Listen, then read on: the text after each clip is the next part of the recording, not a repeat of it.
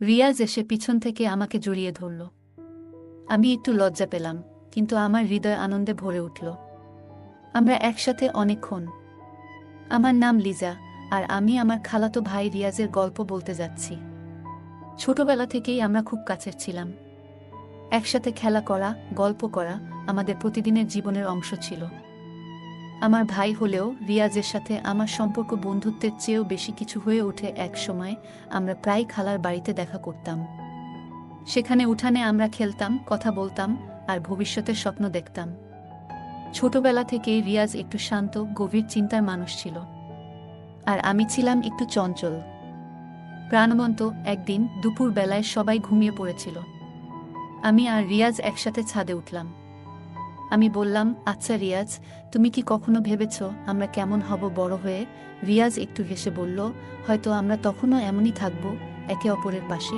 আমার চোখে তখন স্বপ্ন দেখছিলাম বছর বছর গড়াতে থাকে, আর আমাদের বন্ধুত্ব গভীর হতে থাকে। কিন্তু আস্তে আস্তে আমার মনে এক নতুন অনুভূতির জন্ম নিতে থাকে। রিয়াজও বুঝতে পারে যে তার হৃদয়ে আমার জন্য এক বিশেষ স্থান আছে।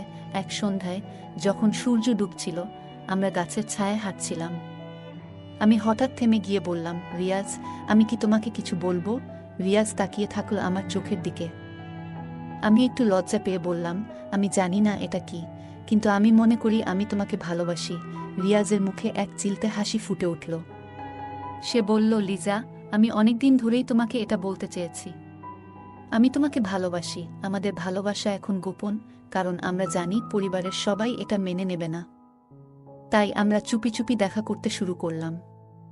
একদিন রাতে সবাই ঘুমিয়ে পড়ার পর আমি জানালার পাশ দিয়ে বেরিয়ে আসলাম। রিয়াজ বাইরে অপেক্ষা করছিল। আমরা চলে গেলাম নদীর ধারে।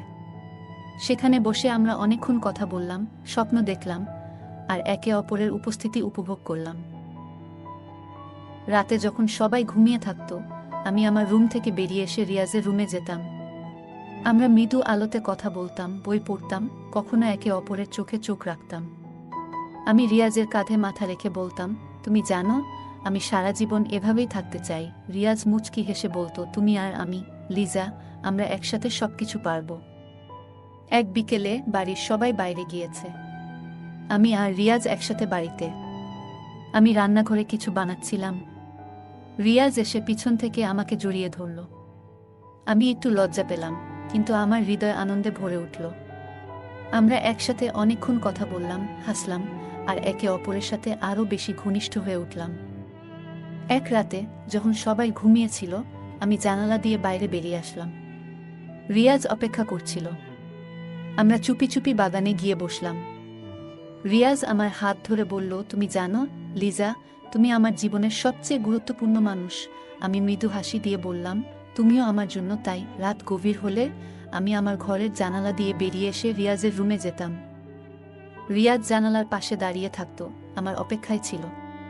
আমি তার কাছে গিয়ে দাঁড়াতাম। আমরা একে অপরকে দেখে মুচকি হাসতাম। আমি বললাম, রিয়াজ, আমরা কি এভাবে কতদিন থাকতে পারবো? রিয়াজ গভীরভাবে তাকিয়ে বলল, আমরা একে অপরকে ভালোবাসি, এটা সবচেয়ে বড় কথা। তারা একে অপরের খুব কাছে এসে দাঁড়াত। রিয়াজ আমার চুলে হাত বুলাত। আমি চোখ বন্ধ করে সেই স্পর্শ উপভোগ করতাম। আমরা তখন অনেকক্ষণ কথা বলতো, নিজের স্বপ্ন আর ভালোবাসার গল্প শেয়ার করতাম। রাতে যখন বাড়ির সবাই ঘুমিয়ে থাকত, আমি আর রিয়াজ একসাথে বসে থাকতাম।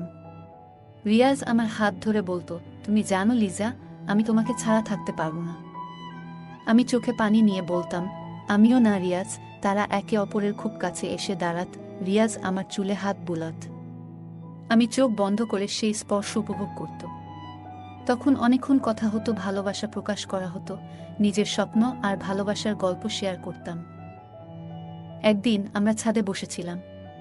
রাতের আকাশে তারা ঝিকিমিকি করছিল। আমি বললাম, রিয়াজ, আমরা কি একসাথে এই তারার নিচে সারা জীবন কাটাতে পারবো? রিয়াজ আমার কাঁধে হাত রেখে বলল, হ্যাঁ, আমরা পারবো। আমরা সবকিছু পারবো। আমাদের ভালোবাসা প্রকাশ করতে গিয়ে তারা অনেক ঝুঁকি নিয়েছিল। আমার বাড়ির পিছনের বাগানে এক জায়গা খুঁজে পেয়েছিল, যেখানে আমরা একে অপরের সাথে সময় কাটাতাম। একদিন আমি সেখানে গিয়ে বসেছিলাম। রিয়াজ আসার পর আমরা একে অপরের দিকে তাকিয়ে হাসলাম। আমি বললাম, এখানে আমরা সবসময় আসতে পারি, কেউ জানতে পারবে না। রিয়াজ বলল, এই জায়গা আমাদের নিজেদের, শুধু আমাদের। আমরা একে অপরের প্রতি অসীম বিশ্বাস ও ভালোবাসা অনুভব করত। আমি বলতাম, তুমি আমার জন্য সবকিছু রিয়াজ। রিয়াজ মৃদু হেসে বলতো, তুমিও আমার জন্য সবকিছু শুভ্রা। তাদের ভালোবাসা একে অপরকে শক্তি দিত, সাহস দিত। আমি বলতাম, আমি জানি না ভবিষ্যতে কি হবে, কিন্তু আমি জানি তুমি আমার পাশে থাকবে। রিয়াজ বলতো, আমরা সবকিছু পারবো শুভ্রা। আমরা একে অপরের পাশে সবসময় থাকব। আমরা একসাথে অনেক সময় কাটাতাম।